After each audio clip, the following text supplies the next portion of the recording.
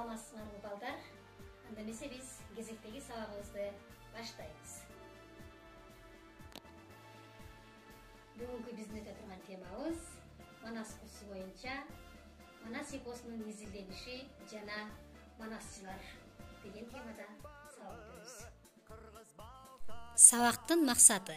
Балдар, бүгүнкү сабакта силер Манас эпосунун изилденүү тарыхы жана манасчылар тууралуу маалымат ала аласыңар. Кыргыз элинин үрп-адат, каада-салт маданиятын таанып билесиңер жана достукка, жоопкерчиликтүүлүккө, мекенди сүйүүгө тарбияланасыңар. Манас кыргыз рухунун туу чокусу деп залкар жазуучу Чыңгыз Айтматов айтып кеткендей, бул пикир кыргыз элинин башка рухий байлыктарына салыштырмалуу айтылып, эпостун туу чокуда баарынан бийик тургандыгын тастыктайт.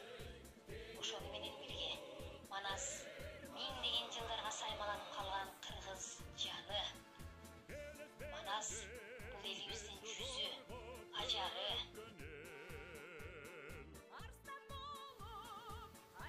Манас эпосу нечен жүздөгөн жылдарды кечип, нечен заманды аралай чаап, алардын сыясында жашаган кыргыз калкынын ой санаасын, киричилик өзгөчөлүгүн, нечендеген өнөр асылдыктарын, уларга улама окуяны, наркы сиңирип алып, келечекти карай, кызыл короон кыр менен, кыйкырык сүр менен, куюндай жүрүп отурган, сел болуп аккан, бүркүт болуп шаңшыган, каркыра сымал кыйкуулаган кыргыз жаны.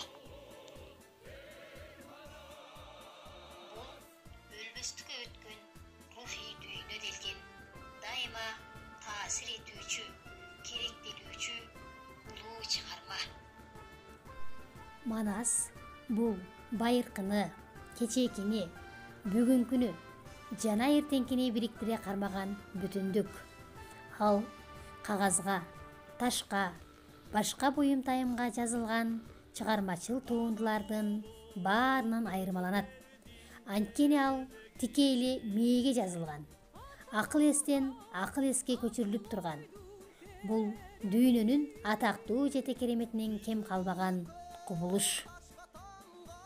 Балдар, эмесе Манастын жыйналуу жана изилденүү тарыхы боюнча кеп кылсак. Биринчи жазма маалымат Сайфеттин Аксыкент менен анын уулу Ноорuz Мухаммедке таандык. Алар 16-кылымдын башталышында Тарыхтар жыйнагы деген китебин жазышкан. Анда Манас баатырдын калмак баскынчылар менен болгон согушу сүрөттөлөт. Ал эми казак окумуштуусу Чохон Балиханов кыргыз жергесине келип, Көкөтөйдүн ашы бөлүмүн жазып жарыялаган. Василий Васильевич Радлов да кыргыздарга келип, ал Манастын 3 илтигинин 3 бөлүмүн тең жазып, кыргызчасы Санкт-Петербургда, ал эми немисчесин 1886 жылы Лейпцигде жарык көргөн. Совет доорунда Манасты алгачкы ирет жазып алууга киришкен адам Каюм Мифтаков болгон. Ал 1922 жылы Манасчы Сагынбайдан Манас эпосун кагазга түшүрүүнү баштап, ал бир нече барак жазган. Бирок бул ишти андан ары Ыбрайым Абдрахман улантып, 1926 жылы Манастан 180.373 сабыр жазып алган. Манас эпосуна биринчи жолу илимий пикир айткан адам Чохон Балиханов болгон. Ал мынтип жазган: Манас бир мезгилге келтирилген жана бир кишинин Манас баатырдын тегерегине топтолгон баардык кыргыз мифтеринин, жомокторунун, санжыраларынын энциклопедиялык жыйнагы. Кыргыздардын жашоо шарты, үрп-адаты, кулк мүнөзү, географиялык, диний, медициналык түшүнүктөрү, алардын эл аралык байланышы бул өтө зор эпопеяда орун алган. Манас бирдиктүү мүнөздө болгондой көрүнгөн айрым көп окуялардан турат. Дагы бир казак окумуштуусу Мухтар Ауезов Манас эпосун изилдөөгө чоң салым кошкон. Ал Манас кыргыздардын Баатырдык эпосу деген эмгегин жазып, анда эпостун айтуучулары түрдүү варианттары жөнүндөгү орчундуу маселелерди терең изилдеген. Академик Жирмонский Манас эпосун изилдөөгө киришүү деген эмгегин жазган. Кыскасын айтканда, Манас эпосун изилдөөгө арналган 1000ден ашуун эмгек бар. Алардын арасында Рахматуллин, Тыныстанов, Юнусалиев, Кыдырбаева, Мусаева, Сарпбеков, Мамыров, Абдылдаев, Караев, Кырбашев, Жайнакова, Бигалиев жана башка окумуштуулар Манасты изилдөөгө орчундуу салым кошушкан. Анда эмесе балдар, манасчылар тууралуу сөз кылсак, алгач манасчы деген сөз бул Манас эпосун аткаруучу жана айтуучу адам. Ошону менен бирге семетейчи деген да атоо колдонулуп жүрөт. Манасчы жаңы чыгарма жаратпайт. Даяр окуяны пайдаланып, салттык материалды бузбай так сактайт.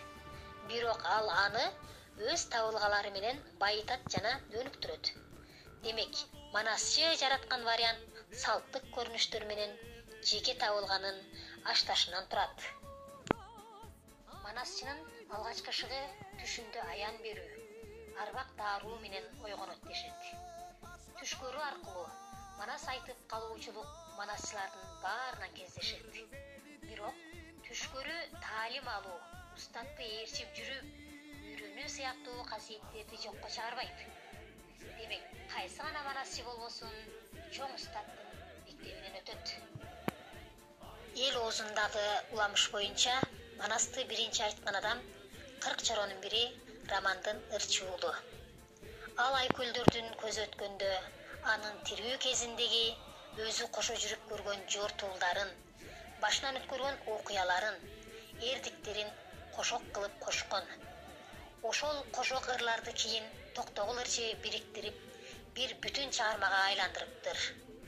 Ал эми Мухтар Аязов жалаң үйдүн порумун жарым күн ырдаган жайсаң ырчы Манастын алгачкы ырларын жараткандыгын божомол кылат. Келдибек Каргоз уулу улуу манасчылардын бири. Сагынбай Келдибек жөнүндө жалаң эле көз камандар окуясын ырчы бир жума бою айткан деп эскерген. Ал эми Балык Кумар уулу да белгилүү манасчылардын бири. Ал Оторкан жомогун Манастын биринчи бөлүгү катары айткан. Мындай өзгөчөлүк башка манасчыларда жок. Балыктан Сагынбай, Шапак, Тыныбек жана башка манасчылар таалим алган.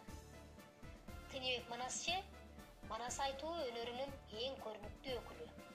Эл арасында манасчылыгы менен зор кадыр-баркка ээ болгон манасчылардын бири.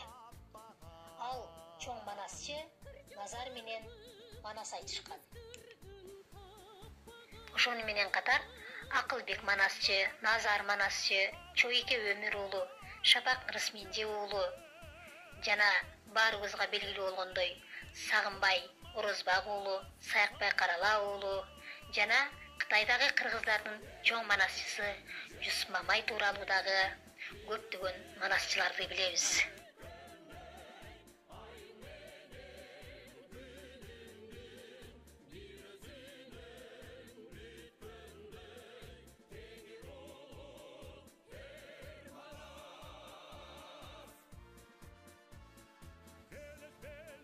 Манас эпосун изилдөөгө арналган жана анын элдүүлүгүн талкуулаган бүткүл союздук илимий конференция 1952 жылы 6-10 июнда азыркы Бишкек шаарында өткөрүлгөн. Ал конференцияда Манас эпосунун негизи элдик экендиги жана анын курама вариантын даярдоо керектиги жөнүндө чечим чыгарган. Бул жыйын ошол мезгилге чейинки Манас элдик эмес деген сыяктуу айыптоолорго чекит коюп, Манастаануу илиминин өсүшүнө, эпосту окуп үйрөнүү, изилдөө, басып чыгаруу ишине жол ачылган. Кыргыз Республикасынын туңгуч президенти Аскар Акаевдин жарлыгы менен 1995 жылы 25-31 августта Манас эпосунун 1000 жылдык мааракеси белгиленген. Бириккен Улуттар уюму менен ЮНЕСКО 1995 жылды Манас жылы деп атаган. Бул эпостун достукка, эркиндикке, гуманизмге чакырган мазмунун эл аралык масштабда таанылышы эле. Экинчиден, бул кыргыз элинин дүйнөлүк маданиятка кошкон зор салымы да болчу. Балдар, биз Манас эпосу боюнча канча сөздөрдү айтсак дагы ал аздык кылат. Анда бул класстерге көңүл буралы. Биз Манас эпосун улуу ыр, улуу тарых, улуу сөз, улуу намыс, улуу ыйман ызат, улуу эрдик, улуу педагогика, улуу нарк, улуу мектеп, улуу толго деген сыяктуу сөздөргө салыштырып, аны даңазаласак дагы биздин сөзүбүз аздык кылар. Балдар, анда силер түшүнгөн болсоңор, төмөндөгү суроолорго көңүл бургула. Манас кыргыз рухунун туу чокусу деп ким айткан?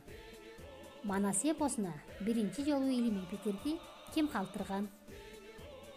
Биринчи жолу Манасты ким айткан? Мухтар Ауезовдун Манас жөнүндө кандай китеби жарык көргөн? Кайсы жылы Манастын 1000 жылдык мааракеси белгиленген?